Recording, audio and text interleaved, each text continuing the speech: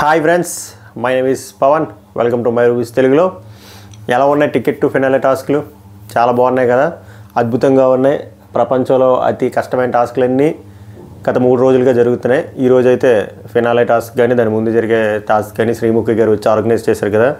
చాలా కష్టమైన టాస్క్లు, భయంకరమైన టాస్క్లు. దయచేసి అలాంటి టాస్క్లు మీ పిల్లలకు చూపించకండి. ఒకవేళ మీ పిల్లలు ఆడినా కూడా ఎవరైనా స్పెషలిస్టులు ఉంటే వాళ్ళ ముందు ఆడించండి. అది అంతేనా?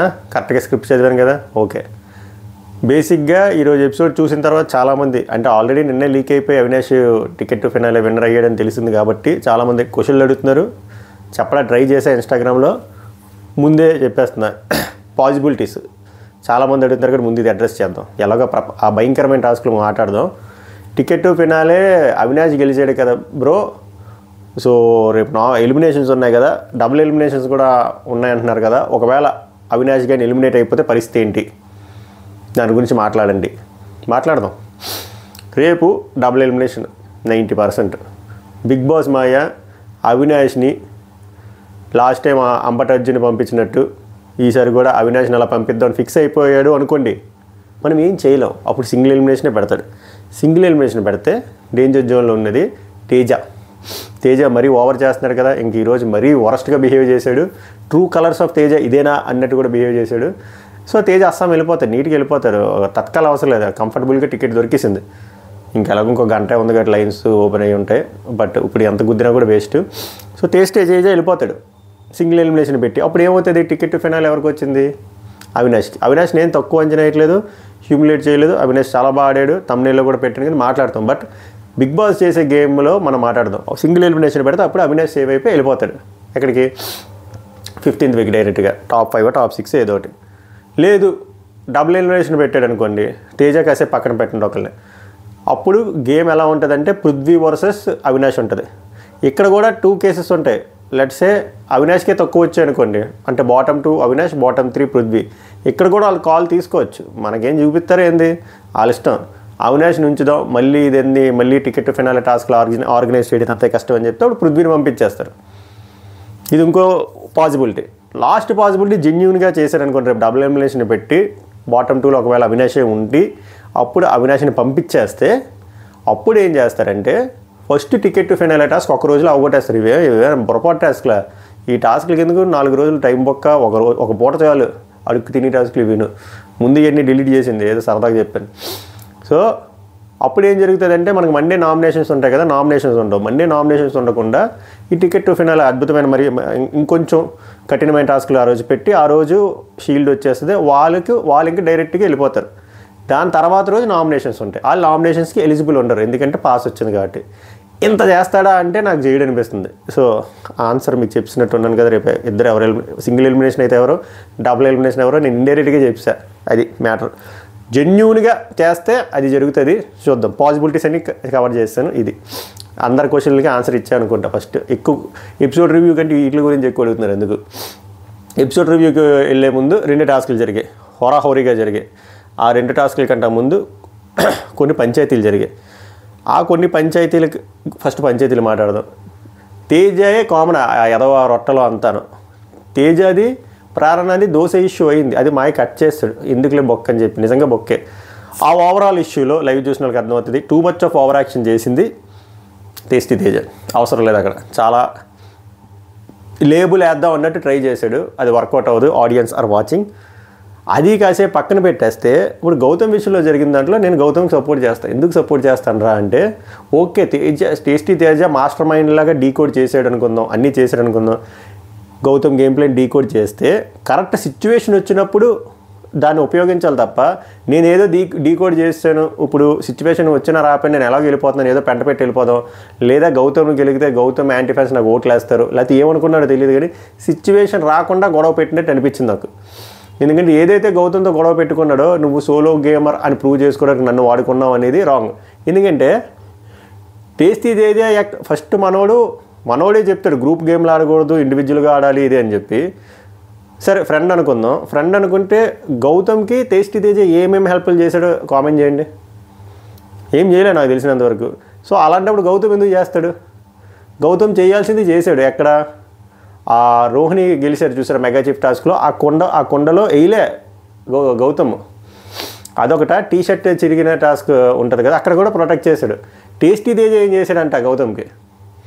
సో మనం ఏమీ చేయకుండా ఈ పత్తి కబుర్లు ఆడడం రాంగ్.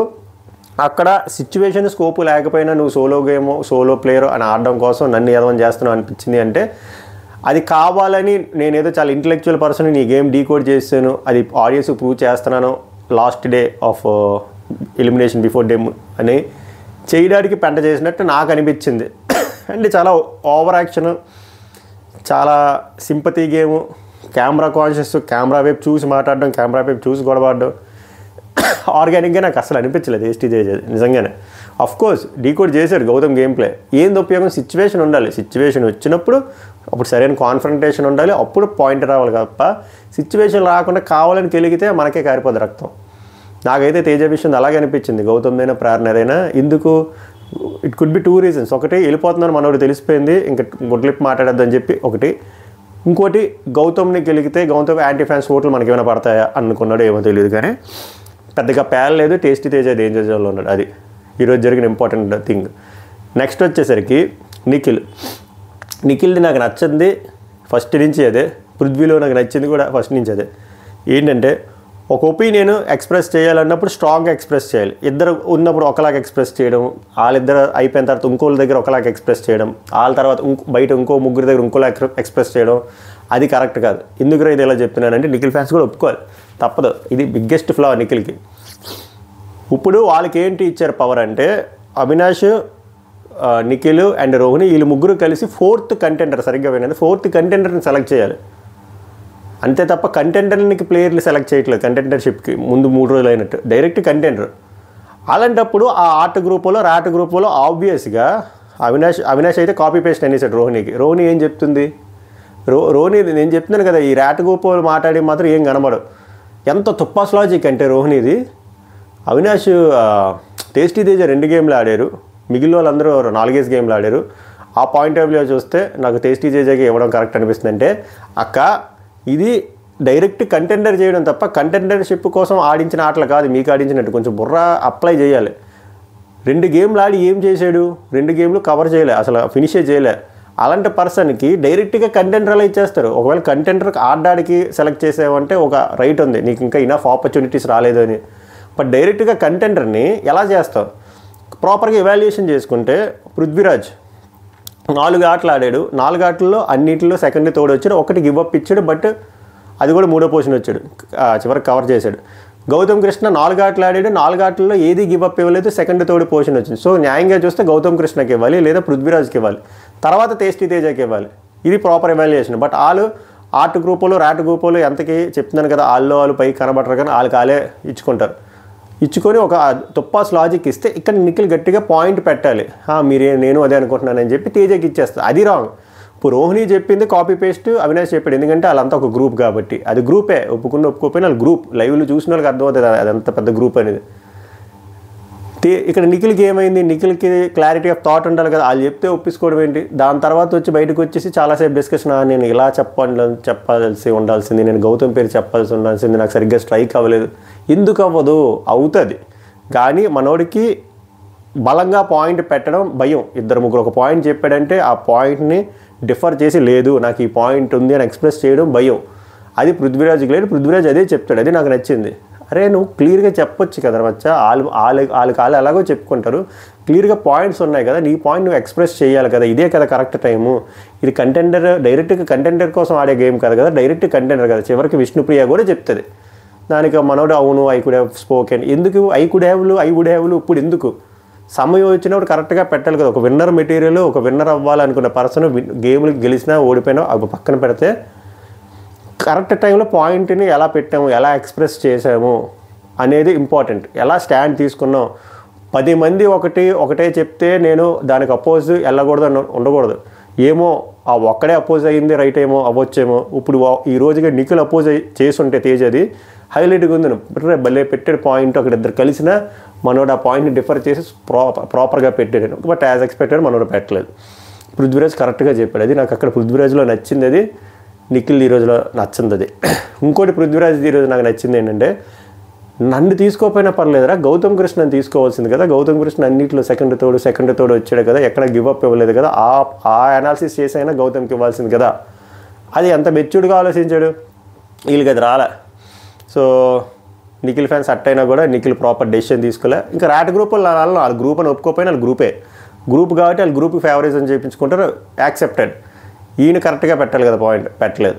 అది ఓవరాల్గా జరిగింది. అది దాని తర్వాత శ్రీముఖి గారు వచ్చారు. శ్రీముఖి గారు వచ్చిన తర్వాత నాకు నచ్చింది, విష్ణుప్రియకి ఇప్పుడు వరకు వచ్చిన వాళ్ళు సరిగ్గా కన్వే చేయలేదు, ఈమె ప్రాపర్గా కన్వే చేసింది. ఓకే, నువ్వు గివ్వరు అవన్నీ ఓకే, బట్ నీకు యూనివర్స్ నీకు ఇస్తుందంటే నువ్వు కూడా యూనివర్స్కి ఏదో ఒకటి ఇవ్వాలి. ఈ పంచాయతీ ఏమైనా పెట్టుకోవాలి అనుకుంటే ఈ 2 వారాలు అయిపోయిన తర్వాత నీకు దండం పెడతా, తర్వాత పెట్టుకో. ఈ 2 వారాలు నీ ఇండివిజువల్గా నీ గేమ్ నువ్వు వాడు. అవతల పర్సన్ నో అని నేను పక్కన పెట్టినా నీకెందుకు అని చెప్పి స్పష్టంగా చెప్పారు. ఈమె ఫాలో అవుతారు లేదో చూద్దాం. కానీ ఇక్కడ నాకు నచ్చింది, ప్రతి ఓడు వచ్చి పృథ్వీరాజ్కి ఎందుకు క్లాస్ పీకుతున్నారు. పృథ్వీరాజ్ స్ట్రైట్ అవే బ్లంట్గా నో అని చెప్పాడు కదా, హోప్స్ పెట్టుకోవద్దని చెప్పాడు కదా, నాకు రిలేషన్షిప్స్ ఇష్టం లేదని చెప్పాడు కదా, అయినా కూడా ఎందుకు అలాగా లేబుల్ వేసుకెళ్తారని నాకు అర్థం కావట్లేదు. ఎందుకు అలా బ్యాడ్గా పోర్ట్రే అవ్వడానికి ఆ బ్యాడ్ లేబులింగ్ ఎందుకు వేస్తున్నారు. ఒకవేళ మనోడు డిప్లొమాటిక్గా చెప్పుంటే అది రాంగ్, పోనీ అట్లీస్ట్ కొంచెంలో కొంచెం నిఖిల్ చేసినట్టు చేసినా కూడా రాంగ్. ఆ 5% డిప్లొమసీ అవి లేకుండా డైరెక్ట్గా చెప్పాడు కదా, అయినా కూడా ఎందుకు అలాగా లేబుల్ వేస్తున్నారు వచ్చేటోళ్ళు నాకు అర్థం అవ్వట్లేదు. వై టార్గెట్ పృథ్వీ, ఇవన్నీ డాట్స్ కవర్ చేస్తుంటే ఈ రేపు ఎలిమినేట్ అయ్యేది పృథ్వీ అనిపిస్తుంది నాకు, అంతే నాకు అనిపిస్తుంది. చూద్దాం రేపు. అది ఇవి అయిపోయి తర్వాత అతి భయంకరమైన టాస్కులు 2 పెట్టారు. ఎంత వరస్ట్ అంటే ticket to finale task, main టాస్క్కి క్వాలిఫికేషన్ టాస్క్ అవా అసలు 2 వరస్ట్. అసలు ప్లాస్మా మీద బొమ్మ చూపిస్తారు, ఆ బొమ్మకి వెళ్ళి గంట కొట్టాలి, గంట కొట్టిని బొమ్మని చూపించాలి. అందరూ ఎవరికి వచ్చినట్టు ఫౌల్ గేమ్లు ఆడారు. శ్రీముఖి ఇంక చేసేది ఏంటి ఉందంటే ఇచ్చారు. ఇంకా దాని గురించి డిస్కస్ చేసి వేస్ట్. దానికి మళ్ళీ బిడ్డింగ్ కూడా ఇచ్చుకున్నారు. హైయెస్ట్ బిడ్డింగ్ 5 lakhs వచ్చింది నిఖిల్కి, బట్ మనోడు విన్నర్ అవ్వలేదు. 4 lakhs వచ్చింది కాబట్టి 4 lakhs యాడ్ చేసి ఉంటారేమో, చూపించలే. 3 lakhs Rohini garu, 2 lakhs Teja. But highest points వచ్చేసరికి నిఖిల్, నెక్స్ట్ అవినాష్, నెక్స్ట్ రోహిణి, తేజ.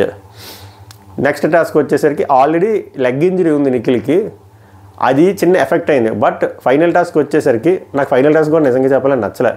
ఇంకా మంచి టాస్క్ పెట్టుండాల్సింది, పెద్ద టాస్క్, అట్లీస్ట్ లాస్ట్ టాస్క్ అయినా. అది కూడా బాగా పెట్టలేదు. But we have to appreciate Avinash effort. Give up ఇవ్వలేదు. మనం ఎప్పుడు అదే చెప్తారు కదా, don't judge A book by its cover అని. అవినాష్ని జడ్జ్ చేస్తూనే వచ్చారు చాలామంది. జడ్జ్ చేసినందుకు ఏం చేశాడు, 2 సార్లు మెగా చీఫ్ అయ్యాడు, టికెట్ టు ఫినాలే కప్పు కొట్టాడు. ఇది కాదా అచీవ్మెంట్? 3 మెగా చీఫ్లు కానీ ఈ టికెట్ టు ఫినాలే కానీ ఏమీ లక్ వల్ల కాదు, 100% ఆయన ఎఫర్ట్ ఇచ్చే గెలిచాడు. దానికి మనం ఎప్రిషియేట్ చేయాల్సిందే. చాలా తక్కువ అంచనా వేసిన అండర్ డాగ్స్ అనుకోవాలి. అండర్ డాగ్ అనే పర్సన్ ఇప్పుడు విన్నర్ అయ్యాడు అంటే టికెట్ టు ఫినాలే విన్నర్. మనం దానికి చాలా అప్రిషియేట్ చేయాలి. చాలా బాడాడు. చూద్దాం తన కష్టం తనకి ఏమైనా హెల్ప్ అవుతుందా అనేదేమో చూద్దాం. కష్టానికి మాత్రం మనం మంచిగా ఓట్లు వేయచ్చు. ఈ వీక్ అయితే సూపర్గా ఆడాడు. అవి అంత తుప్పా టాస్క్లైనా పెట్టనివ్వండి. బట్ చాలా మంచిగా ఇంటెంట్ ఇచ్చాడు, ఎఫర్ట్ ఉంది, విన్నింగ్ ఉంది, అన్నీ ఉన్నాయి. వెరీ గుడ్, టూ గుడ్ అనిపించింది. నిఖిల్ కూడా బాగా ఆడాడు. ఆ లెగ్ ఇంజరీ వల్ల మేబీ బ్యాలెన్సింగ్ చేయలేకపోయాడేమో. బట్ చెప్పాను కదా, ఇంటెంట్ ఇంపార్టెంట్. రోహిణి గారు కూడా బాగా ఆడారు. ఓడిపోయినా సరే ఇంటెంట్ ఉంది. ఓవరాల్గా ఈరోజు ఎపిసోడ్ అలా సాగింది. మీకేమనిపించిందో లైక్ చేసి కామెంట్ చేయండి. రేపు మోస్ట్లీ డబుల్ ఎలిమినేషన్ ఉంటుంది. డబుల్ ఎలిమినేషన్ ఉందో లేదో మీకు 8 o'clock 9 o'clockకి అప్డేట్స్ వచ్చేస్తాయి. ఒకసారి ఇన్స్టాగ్రామ్ డిస్క్రిప్షన్లో పెడతా, యూట్యూబ్ డిస్క్రిప్షన్లో ఇన్స్టాగ్రామ్ లింక్. డబుల్ ఎలిమినేషన్ అయితే త్వరగా ప్రోమోలు వచ్చేస్తాయి, అప్డేట్లు కూడా వచ్చేస్తే మాట్లాడుకుందాం. రేపు డబుల్ ఎలిమినేషన్ అయితే ఎవరవుతారు, అవినాష్ వెళ్ళిపోతే పాస్కి ఎవరికి యూస్ చేస్తారు, లేదు సింగిల్ ఎలిమినేషన్, అన్నీ రేపు మాట్లాడుకుందాం. మళ్ళీ రేపు వీడియోలో కలుద్దాం. Until then take care. సభకు నమస్కారం. ధన్యవాదాలు.